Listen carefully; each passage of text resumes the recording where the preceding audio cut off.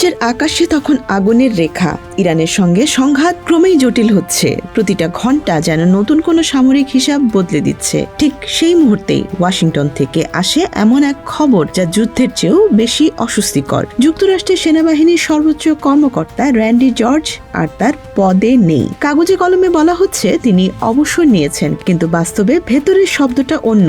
তাকে সরিয়ে দেয়া হয়েছে। ওয়েস্ট পয়েন্টের স্নাতক এবং উপসাগরীয় যুদ্ধ, ইরাক ও আফগানিস্তানের অভিজ্ঞ যোদ্ধা র্যান্ডি জর্জ 2023 সাল থেকে সেনাপ্রধান হিসেবে দায়িত্ব পালন করছিলেন। যুদ্ধকালীন সময়ে তার এই আকস্মিক অপসারণ বর্তমান প্রশাসনের অধীনে মার্কিন সামরিক নেতৃত্বের ভেতরের অস্থিরতার ইঙ্গিত দেয়। ঘটনাটা যতটা হঠাৎ তার চেয়েও বেশি অদ্ভুত এর ব্যাখ্যার অভাব। পেন্টাগন এই সিদ্ধান্তের পেছনে কোনো আনুষ্ঠানিক কারণ জানায়নি। তারা শুধু জানিয়েছে দীর্ঘ সামরিক জীবনের পর সেনাবাহিনীর 41তম চিফ অফ স্টাফ হিসেবে র্যান্ডি জর্জ অবসরে যাচ্ছেন। সেনাপ্রধানের বিদায় এমন এক সময়ে এলো যখন তার মেয়াদ শেষ হতে আরো 1 বছরের বেশি বাকি। সাধারণত এমন পদে 4 বছরের পূর্ণ মেয়াদ শেষ করাই নিয়ম। সেই নিয়ম ভেঙে কেন এই তড়িঘড়ি সিদ্ধান্ত? এই প্রশ্নটাই এখন সবচেয়ে বড়। ভেতরের সূত্রগুলো বলছে প্রতিরক্ষা মন্ত্রী পিট হেগসেথ নিজেই তাকে পদত্যাগ করতে বলেন, অর্থাৎ তিনি নিজে থেকে সরে দাঁড়াননি, তাকে সরে যেতে বলা হয়েছে। কিন্তু কেন? এই কেন এর ভেতরেই লুকিয়ে আছে পুরো নাটকের আসল টানটান উত্তেজনা। যুদ্ধ চলাকালে কোনো দেশের সেনাপ্রধানকে সরিয়ে দেয়া মানে শুধু প্রশাসনিক পরিবর্তন নয়, এটা কৌশলগত ঝুঁকি। কারণ যুদ্ধক্ষেত্রে সবচেয়ে গুরুত্বপূর্ণ বিষয় হলো ধারাবাহিক নেতৃত্ব, আর সেই নেতৃত্ব হঠাৎ বদলে গেলে বোঝা যায় ভেতরে কিছু একটা ঠিক নেই। অনেক বিশ্লেষক মনে করছেন এটা নিছক ব্যক্তিগত সিদ্ধান্ত নয়, বরং নীতিগত দ্বন্দ্বের ফল। যুদ্ধ কিভাবে চালানো হবে, কোথায় কতটা শক্তি প্রয়োগ করা হবে, কিংবা ভবিষ্যৎ পরিকল্পনা, এসব নিয়ে মতবিরোধ ছিল কিনা সেই প্রশ্ন এখন সবার সামনে। আর এখানেই এসে জড়িয়ে যায় আরেকটি নাম, ডোনাল্ড ট্রাম্প। আবার অন্যদিকে পেন্টাগনও কিছু খোলাসা করছে না।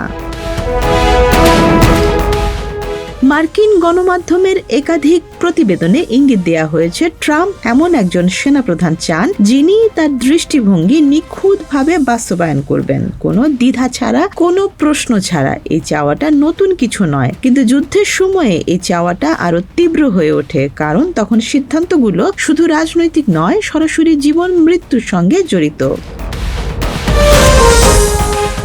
তাহলে কি র্যান্ডি জর্জ সেই প্রত্যাশা পূরণ করতে পারছিলেন না, নাকি তিনি পেশাদার সামরিক অবস্থানকে রাজনৈতিক নির্দেশনার উপর রাখছিলেন?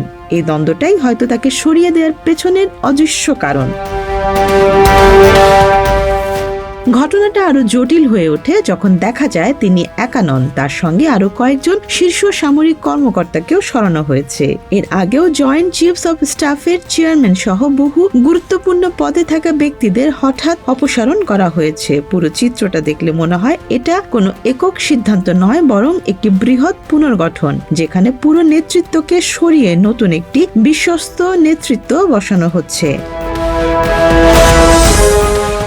এই পরিবর্তনকে কেউ বলছেন প্রয়োজনীয় সংস্কার, আবার কেউ বলছেন এটা সামরিক বাহিনীর রাজনৈতিক নিয়ন্ত্রণ প্রতিষ্ঠার চেষ্টা। কিন্তু সবচেয়ে বেশি আলোড়ন তুলেছে র্যান্ডি জর্জের বিদায়ী চিঠি। চিঠিটা বাইরে থেকে খুবই শান্ত, দায়িত্বশীল, একজন পেশাদার সৈনিকের মতো লেখা। তিনি সহকর্মীদের ধন্যবাদ জানিয়েছেন, দায়িত্ব পালনের অভিজ্ঞতা নিয়ে গর্ব প্রকাশ করেছেন, কিন্তু সেই শান্ত শব্দের ভেতরে লুকিয়ে আছে এক অদ্ভুত বার্তা।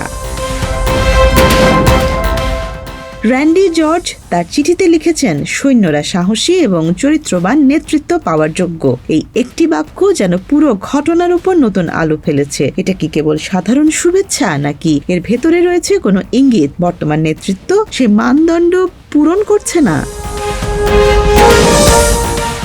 চিঠির ভাষা কখনো সরাসরি অভিযোগ করে না, কিন্তু কখনো কখনো না বলা কথাগুলোই সবচেয়ে বেশি জোরে শোনা যায়। আর এই বাক্যগুলো অনেকের কাছে মনে হয়েছে এটি এক ধরনের নীরব প্রতিবাদ, একজন পেশাদার সৈনিকের শেষ কথা, যেখানে তিনি সরাসরি কিছু না বলেও অনেক কিছু বলে দিয়েছেন।